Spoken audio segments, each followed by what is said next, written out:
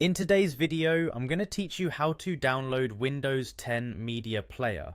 This powerful tool is essential for anyone looking to enhance their multimedia experience on a Windows device. Whether you're listening to music, watching videos, or managing media libraries, Windows Media Player can help make your digital life easier and more enjoyable. So let's get started. First, you'll want to locate the Windows key on your keyboard. This key usually has the Windows logo and is often found in the lower left corner, just to the right of the Control key. Press this key to open the Start menu. This is your gateway to a wide variety of applications and settings on your computer.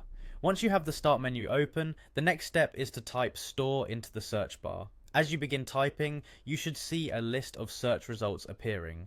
This search function is quite handy, as it will automatically start to predict what you're typing based on what's available on your device.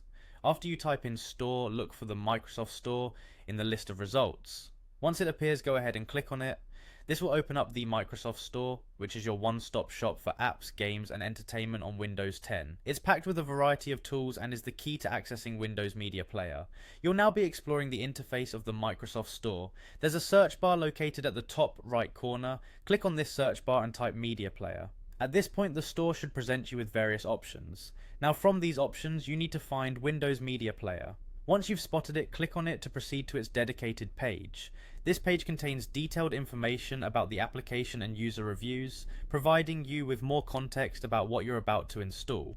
On the apps page, you'll be presented with either an install button or an open button. If you see install, go ahead and click it.